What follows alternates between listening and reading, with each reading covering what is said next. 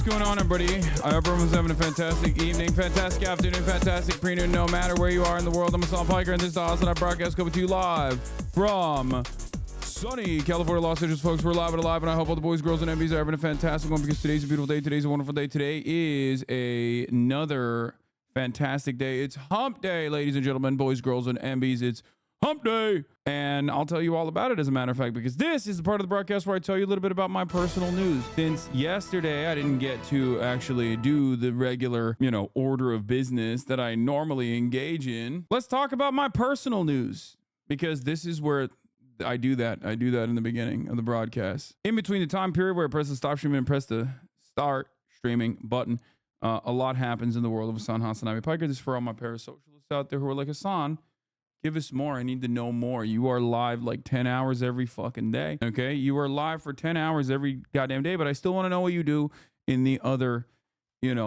14 hours that you're not live, right? I ended the broadcast after 10 hours of giving you real-time commentary. Okay. Balls to the freaking wall.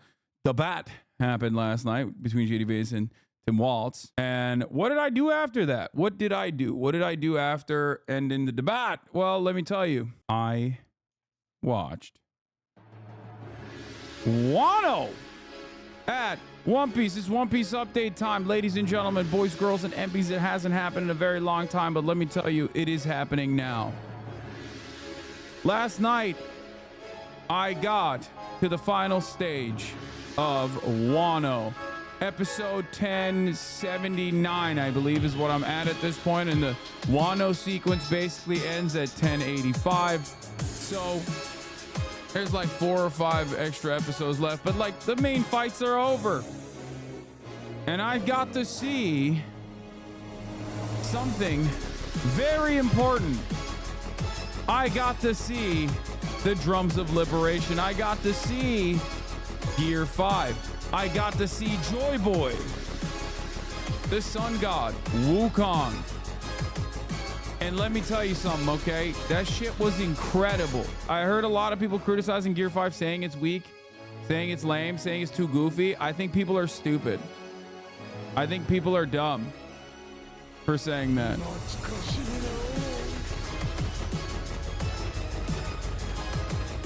That's right.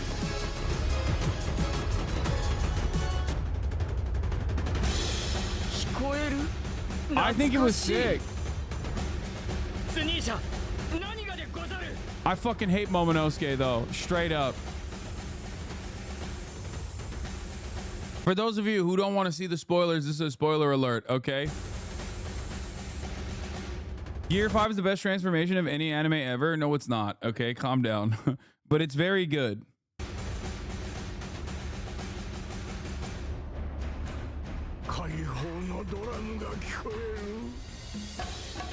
It's not 3 years old.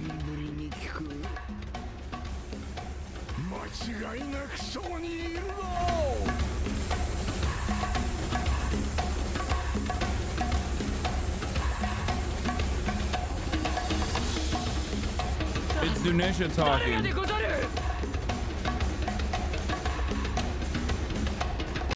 What's the better transformation? Super Saiyan, bro. What the fuck are you guys talking about? Like, which is ironic because they're both Wukong. They both draw inspiration from Wukong. But like, yeah, Super Saiyan is the peak transformation. Like, I'm sorry. I love One Piece. I think One Piece holds very well. I love it a lot. Okay. It has a very special place in my heart. I love the politics of it. I love the world building on it. But yeah, no, I think like Super Saiyan is the transformation.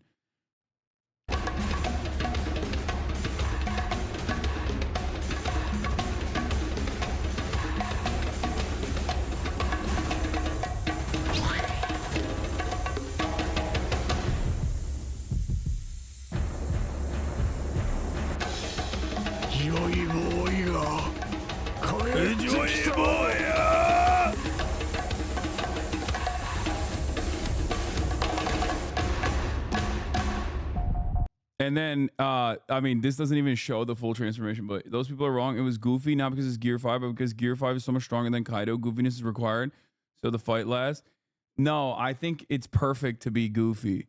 It's freedom. It's very Luffy. Luffy's a goofy character, bro. That's it. He's never gonna be cool. Okay, he's always gonna be a silly guy. Yeah, he goes Toon Force. He goes Looney Tunes on him, all up and down his ass, dude. Insane how you still haven't been banned. What, dog?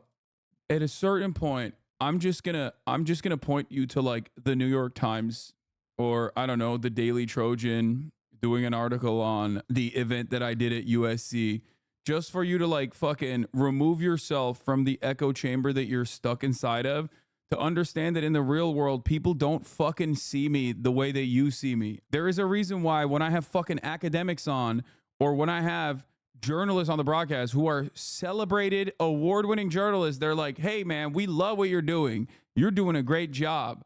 And it's not because like they don't see what you see. It's because their brains are not broken. Like, I'm sick and tired of this fucking weird like echo chamber nonsense where people are just basically like, dude, I don't understand why nobody hates this guy in the same severity that we do. And it's like, yeah, at that point, you probably have to recognize that you might be in a fucking hug box.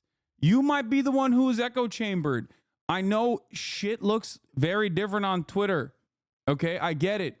But please, for the love of Christ, for the love of Allah, for the love of Yahweh, whatever you believe in, okay, just get yourself out of these fucking weird echo chambers and you will become a more normal human being, okay? You're not beating the outfit repeater allegations, bestie. Yeah, I mean, this is a staple fit, okay? And the pants are different. Same room, same dog sleeping, and same outfit, same hairstyle, same glasses.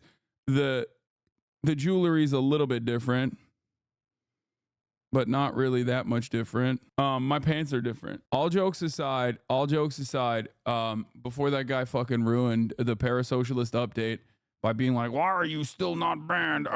What was I gonna say? Oh yeah, so WANO is really good, man. Yeah, I mean, it's really good and it's really bad. It's really good because like the payoff is fantastic, but it's really bad because it's fucking 4 years long. It takes 4 years. It takes 4 years to come to fruition. And I think it is completely unacceptable. No spoilers, but like, it's just ridiculous how long it took to get there. The pacing is so bad. There's so much reused assets over and over again. It just like hurt my brain watching it. And I'm not gonna lie, I developed a little bit of resentment towards the show. Like, it kept me going because I trust Oda. Because of my endless trust in Oda and the fact that this fandom is so robust, so large, so passionate, I was like, well, it's gotta be good. But that's never a good thing. You never should find yourself thinking, I don't know if I want to keep watching this. And I did. Throughout WANO, I did. I would say that WANO was the arc that I was most excited about as a weeb. WANO is the most exciting arc for me because it's like, this is supposed to be like Japan. There's so much commentary on like basically industrial eco-terrorism and weapons manufacturing and like endless war and how that benefits people in positions of power. Like, that's literally what WANO is about. It's also, as is the case with every fucking arc in One Piece, about punching people that do that really hard in the face. Like, the most active and best possible solution is like punching these like evil capitalist weapons manufacturers in the face really fucking hard over and over and over again until they submit, which is like basically the that's every arc. Really, like I said, it was just sad that the reused assets and everything made me like genuinely not want to watch the fucking anime at a certain point. But the ending, it brought me back in. Now I totally understand why Matt said, Matt Owens, the director of the One Piece live action, I get why he said that it wasn't his favorite. I get why. Couple things I want to say in terms of like Toei. Maybe it's the way that the manga is designed too, and Toei like also is abiding by it. Like, no disrespect to Goda, but dude, I want to know about Kaido's background before the last episode. I want to know about Kaido's ambitions before, like, they slammed all of that shit. They backloaded it so fucking hard. It makes me so mad. It's like, bro, it would have literally it would have made me feel infinitely more invested if I knew more about what was going on with the Rook Pirates, with Lin Lin. Also, Kaido, 100% Israel. Okay? I'm sorry. It don't matter.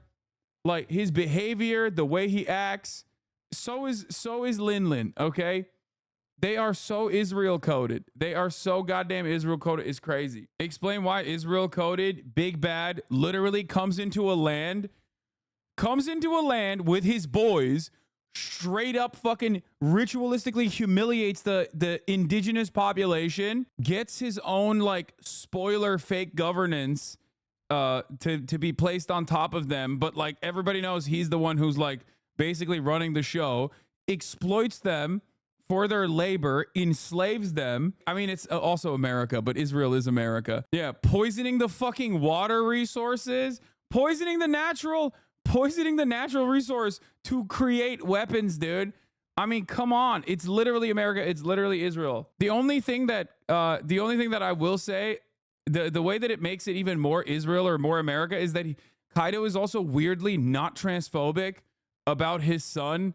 And I don't really fully understand the situation with Yamato because, like, I don't know why Oda drew Yamato with the biggest titties of all time. Like, that shit makes no sense. Like, I don't fully understand what's going on there.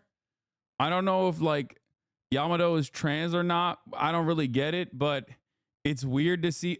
It's weird to see Kaido respect Yamato's pronouns. Oda doesn't know either. Yeah, Yamato is like Gen Z, bro. Yamato is Gen Z. Like, it's not even like a they them type situation. We're talking like Yamato be like, my pronouns are O and Den, you know? That type of shit. I don't know what the fuck's happening there. I don't get it. It's even more confusing because there are two straight up trans samurai this arc. I know. And they're also like not trans, kind of. I love Yamato though. Like, Yamato is great character. Weird with the I'm Odin shit. I don't fully understand it, but also great. Like, simultaneously fantastic character. Motaz is gonna be here in the building, as a matter of fact, and I'm gonna talk to him about all this stuff in a little bit. We're gonna be interviewing him. Shouts out to Frogan for setting that up. That was fantastic. We've been working on this for a while. Yeah. Motaz is going to be in the cancel house, dude. He's going to see the house that socialism built. I mean, this is a major deal for me. It's a major deal for this platform in general. This is a person who has basically survived genocide. This is a person who has survived genocide. This is a person who is a very famous photojournalist. Please educate my primitive mind on who the hell Motaz is. Yes, dude. Motaz AZAIZA is a genocide survivor and a very famous photojournalist. He is one of the people that was responsible for documenting the early days of the Israeli genocide in Gaza. He is literally a genocide survivor. He is currently touring the United States of America alongside UNRWA, fundraising for UNRWA. We have a fundraising link as well in the chat. You can donate to UNRWA if you would like. This is a big deal for me, and it's massive. He was on Time's list of most influential people in 2024. Yes. I think a lot of you don't understand the severity of such things. I think a lot of you don't appreciate, I would say, like how insane it is. Like, yesterday I had an academic. Today I have Motaz on. I regularly have journalists on. Like, I think people just like kind of take this shit for granted. They think I'm some fucking random dickhead sometimes. Too bad you're a grifter for the right wing. Yeah. Classic right wing sentiments that I hold, like, you know, being anti-genocide and stuff like that. Right off the jump, I have a lot of thoughts on the debate. Okay. Many people want to hear what my like immediate approach was or what my overall understanding of the debate was. Okay. And it was soul sucking. It was shitty. I hated it. I hated it for a bunch of different reasons. Number one, it ended up presenting JD Vance like a normal human being, which is really fucked up. It made JD Vance look moderate. JD Vance came on that stage with one goal and one goal only. It wasn't even to like defend Trump that much. Obviously, he still has to do that because, like, you know, he has an audience of one. But his major goal tonight was, or last night, was to basically present himself as like a moderate person, a solid communicator that has a liberal veneer on some very illiberal and very, very fascistic right-wing ideologies. And he did a good job at that. I hate to fucking recognize that. I think that is devastating. I think that is a bad thing. But I do think he did a pretty solid fucking job. And his approval rating post-debate went up as a consequence of that. It was also very frustrating because Tim Walz is a normal guy. He is not this like machine politician overall. Because of that, he's kind of weak when it comes to defending certain machine politician requirements. And the debate starting off with, would you allow Israel to fucking first strike Iran, definitely knocked the wind out of his sails. I'm not being parasocial or anything. Like, do I think that Tim Walz is like someone who is invested in the continuation of the Israeli genocide of the Palestinian population? Yes, I do. I don't think he cares. But I also personally think that his heart is not in it in the same way that like other politicians may be. You know, get a guy like Brian Mast up there to talk about it. He'll chirp till the cows come home about how awesome it is that Palestinian children need to be melted. He is not necessarily the guy who is all that invested. And you saw it. You saw it because there were issues that he was genuinely invested in. And he popped off when talking about it. So the first half definitely went to JD Vance on that front. Because a lot of these questions and a lot of these issues were issues that machine politicians are equipped to talk about. JD Vance is a very cunning, wily little rat in a human suit, okay? He's a lizard person in a human suit. He can fucking communicate with podcasters about incel groiper shit, but he can also shift his, he can shift his language to an audience that is predominantly liberal. He can moderate himself. That's just the truth. He is like Pete Buttigieg, but Pete Buttigieg has, I would say, more charisma even than JD Vance. Overall, I was frustrated with the way in which Tim Walz announced himself to the most prominent, to the largest possible platform he could have announced himself to. What do I mean by this? This is the biggest audience he's going to be in front of. I wished that he would have been able to communicate his desires and communicate his opinions in the same exact ways that he was able to do so when talking about lowering fucking pharma prices, lowering fucking housing costs. Like, you saw how passionate he would get on issues that he cares about. Healthcare is another one. He's very good on those issues. I hated how much they agreed, though, because Tim Walz is like a normal guy, okay? He's a yokel. That is his appeal. And as a yokel, normal guy, and not like a real politician in the way that you understand it, he's not going to come across as solid on American foreign policy, and he definitely did not come across as solid on immigration. I would say that the reason for why this was a 50-50 deadlock in most of the polls that came out afterwards, with some independents favoring Tim Walz over JD Vance, is because of the platform that these two parties represent. Not on immigration specifically, but on how hard JD Vance goes on immigration, how hard the right-wing platform goes on immigration, and how normal Tim Walz can present himself to a broader audience in comparison to JD Vance, who is very good at masquerading as like a moderate if he wants to, but he still has this like nervous energy to him that I think a lot of people can see through and are otherwise disgusted by.